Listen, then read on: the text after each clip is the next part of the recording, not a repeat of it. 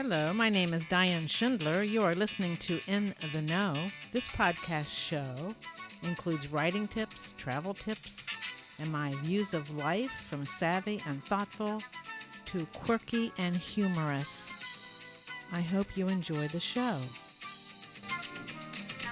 Good morning. This is Diann Schindler, a voice from your past, perhaps, coming to you from Monte Estoril, Portugal. My first podcast since December 31st of last year when I moved from Madeira Island, Portugal, to the mainland here, Monte Estoril, Portugal. I'm embarrassed to say I haven't done any podcasts. I haven't recorded or released any podcasts since December.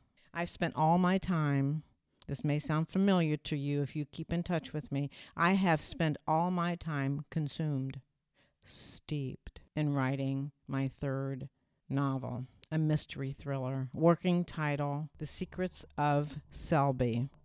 The setting is 2013 in a fictional small town on the eastern shore of Virginia.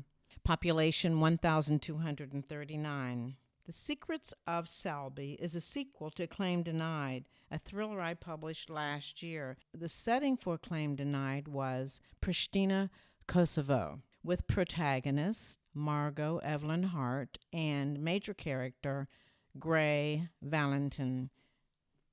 So The Secrets, my third novel, begins with Margot escaping what she considers a shameful past.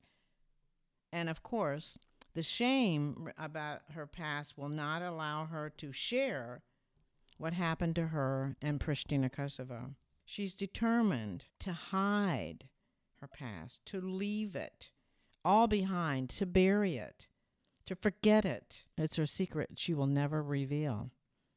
But of course, you and I both know that's not possible. Certainly not in a novel.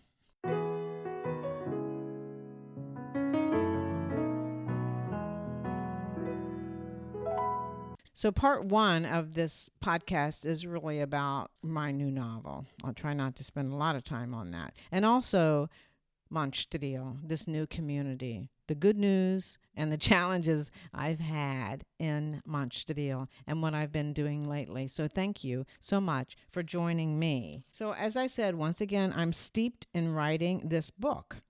I began putting pen to paper or fingers to keyboard this past December.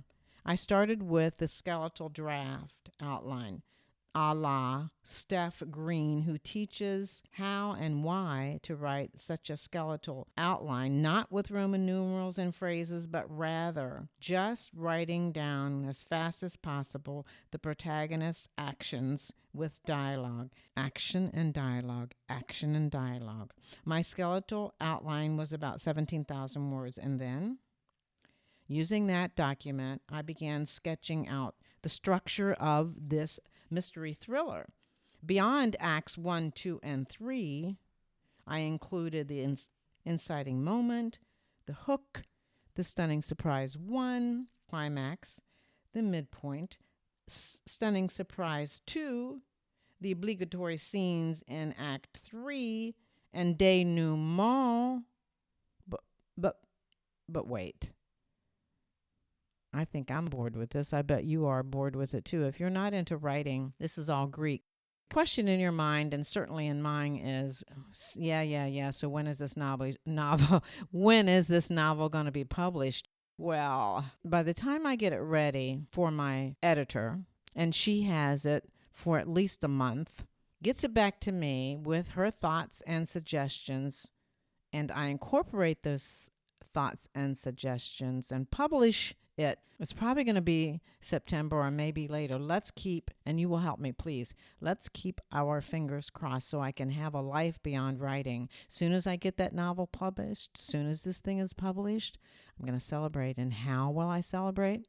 I'm going back to the United States, to Hamilton, Ohio, to visit my mother, Helen Ledford, who is 96 years old and in a nursing home there. She's in pretty good health, but her mind has been deteriorating since she had shingles and the shingles settled in her brain, and she had seizures about 11 years ago, but her mind has deteriorated now to where she struggles for every word.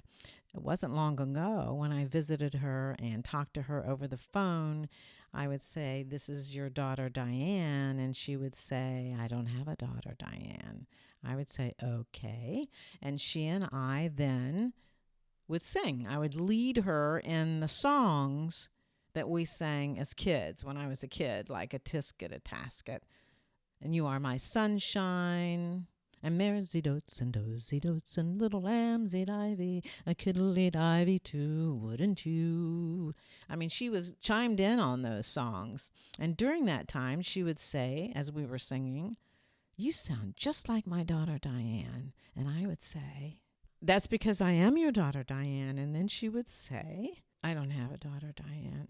So I kind of miss that now because she struggles to find every word now. So I'm looking forward to visiting her.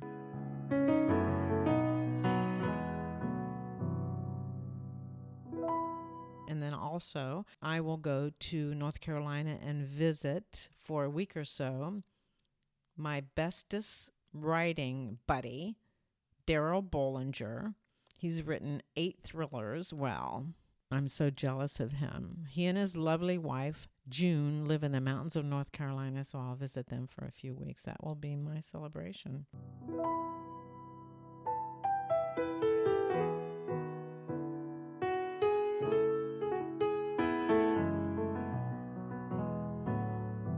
So that's the first part of this podcast. Let's go on to the second. As I said, I haven't recorded a podcast since December. Why?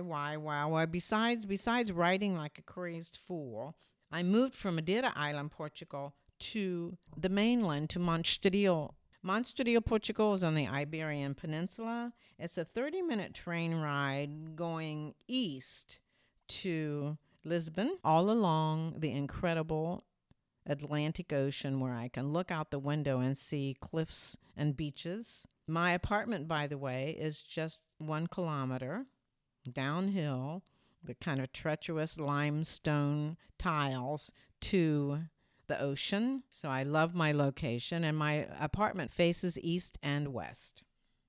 That is, the glorious morning sun shines in this huge living room / office window, and then in the evening, my kitchen and bedroom are bathed in golden sun. Just so you know, in December, here where I am located in Portugal, the night lasts almost 15 hours. Now, late April, early May, the sun rises around 6:30 a.m. and sets at 8:30. There's something about the Portugal sun.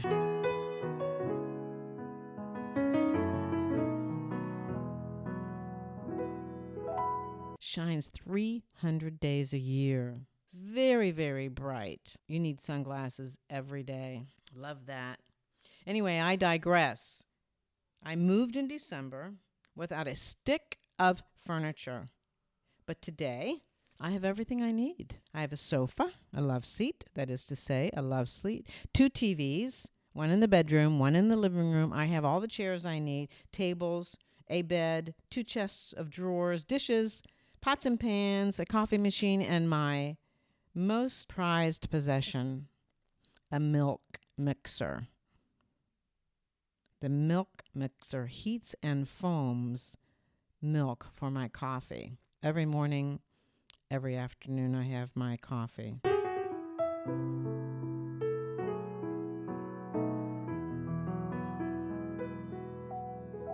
Now, just as I quickly listed my furniture and apartment living essentials, you need to know this in no way reflects the lack of ease, the challenges and difficulties I face to furnish this apartment. There aren't furniture stores. You walk down the street and find these great big furniture stores that you can pick from. There is Cascais Shopping Mall, which has a big furniture store, but It's not my cup of tea. So I've ordered all my furniture online from IKEA. I remember IKEA years ago was really poorly designed furniture. Not so anymore. It's really beautiful. My whole apartment is IKEA. I have the tan and earth tones. No photos, no pictures on the walls at this point, but I have beautiful, beautiful green live plants adding that splash of green to all these beautiful earth tones. I have a confession though, I really kind of like to put furniture together. I used to work with my dad all the time, and he and I worked in the garage, and I helped him with carpentry. So I like putting the pieces together to make the furniture come alive. There's a sense of accomplishment with that, but I have to confess about putting my bed together. Now, I got my mattress long before I got the bed frame. January, I think. I didn't get the bed frame until at least a month later, but finally the bed frame came. I started assembling it. It took me all day. It took me like 5 or 6 hours. And when it was all together, imagine my surprise when I realized I had done it incorrectly. As a matter of fact, the bed was designed for either 2 single mattresses or 1 full mattress. I had a full mattress, but of course, I put it together as if it would have 2 single mattresses, resulting in this 3-inch hump straight down the full length of the bed. I thought to myself, no one will ever notice. I won't notice, and no one will ever notice this hump in the middle of the bed, especially since I haven't had, I stammer because I haven't had a relationship in over 100 years. So no one would care. I wouldn't care. So I stretched that fitted sheet over my mattress. I crawled in. The hump wouldn't allow me, made me roll to the side of the bed. So I got out of the bed. I shifted the mattress. I shifted the bed frame, and I got back in. It was useless. No way could I sleep in this bed. So, of course, I disassembled it completely. I started over from scratch. Took me 2 days to put the bed together properly. And now, I love my bed. I really love it. Let me take a moment to bring your attention to my latest novel, Claim Denied. It's a thriller which takes place in Pristina, Kosovo, where I worked as a writing consultant for the American University for about 8 months. Let me read to you one of the reviews on Amazon about Claim Denied. It's entitled Great Whodunit, set in an intriguing location of Kosovo. This is written by Bookish, that's all I know, no name, and it was reviewed in the United States in August. Bookish says, I needed a good read and stumbled upon Claim Denied. I'm glad I purchased it. The storyline is well-paced, and the characters are interesting to say the least. The main character, Margot, is the enduring lover who refuses to quit investigating the death of someone dear. I learned a lot about Kosovo from this story. If you would like to read a well-written thriller, you will enjoy Claim Denied. Well, thank you, Bookish. I appreciate it so much. A lot of people have purchased my book, but only few have reviewed it, and this is a phenomenon, just not specific to me, but it happens with everyone, or just fewer people who are willing to review. If you've read Claim Denied and you enjoyed reading it, please post a review on Amazon. If you haven't purchased the book, in the United States, you can order it at your local indie bookstore, or in the United States or outside the United States, you can buy it on Amazon. So how do I like my new home in Monte Estoril? Besides all the furniture, let me say, this has certainly been an adjustment. I have experienced lots of challenges, more than I care to talk about now. I really don't even want to revisit them. Perhaps in another podcast, I will tell you some of the lows/highlights of my adjustments. Let me say one of the most challenging is that I was cold most of January and February. I'm told that this cold was unusual. Lord, I hope so. I was in Florida for so many years, and even when I traveled the world in those 46 countries for 4 years, I mostly went to warm climates. This was really hard. I bought sweaters, heavy sweatpants, robes, plural, throws, plural. I bought 2 pairs of slippers and I wore both of them at the same time with socks and leg warmers. And when that didn't work, as I was watching TV or sitting at my desk typing, I got the duvet, the down-filled comforter from my bed and wrapped myself in it. It was pathetic. Now note, I wasn't cold at night because, as I said, I had this wonderful duvet cover. It was lovely, toasty, but boy, to get up in the morning, whew. Well, thankfully, that has passed. Now it's cool in the morning. I can actually put my feet on the floor without freezing. It ends up being about 70 degrees in my apartment during the day, in the morning, I should say. And in the evenings, it cools down a bit, but during the day, it's pretty warm. Lately, there's a stiff wind, which makes for beautiful clothes drying, hanging outside my window. I think I'm over the cold for now.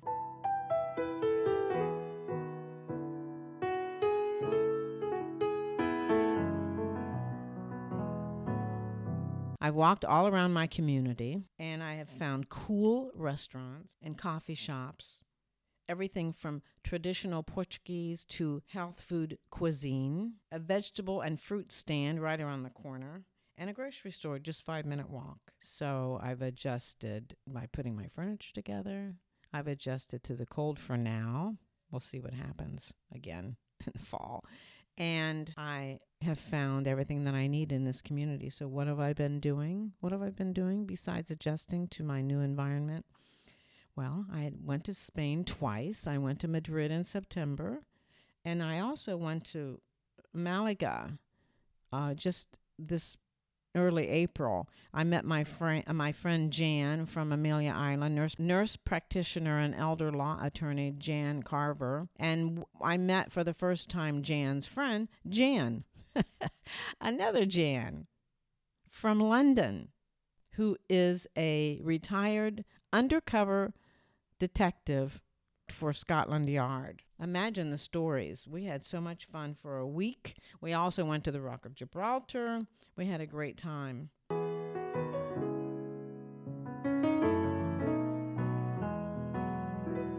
I walk to Cascais nearly every Sunday, 1 kilometer down to the ocean.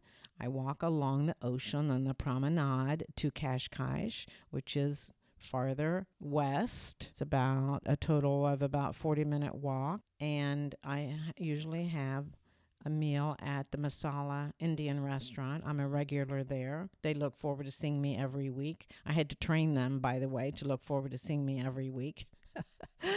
But I love that restaurant. I love the wine. I usually have the vindaloo, the lamb vindaloo, and oh my gosh, the garlic naan.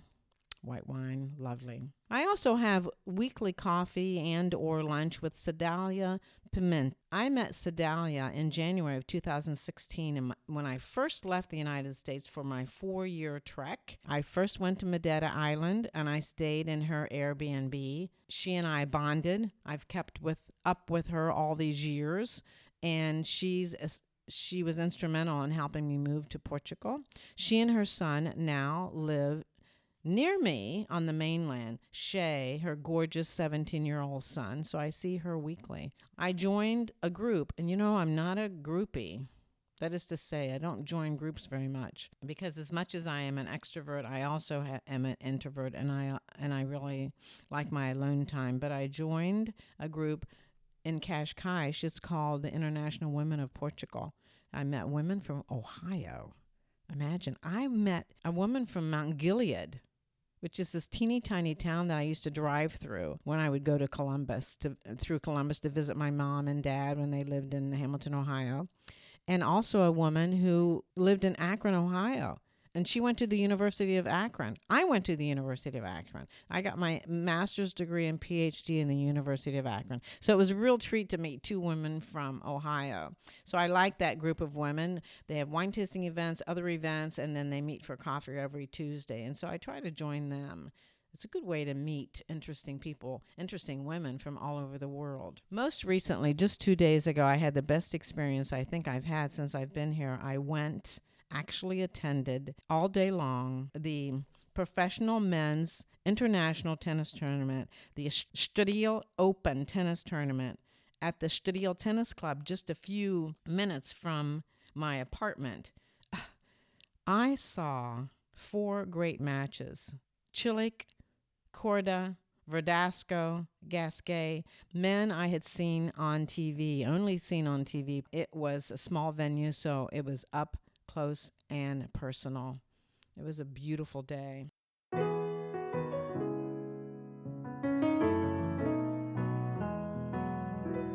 I also had lunch yesterday with Cidalia and my friend Nelia from Madeira. We went to a restaurant, the Barada de Guia restaurant in Cascais, right on the ocean. Right on the ocean. Wow, wow, wow. Well, there are photos of that lunch, and I have photos of the tennis tournament and a few other photos for your entertainment in the show notes. Be sure to take a look.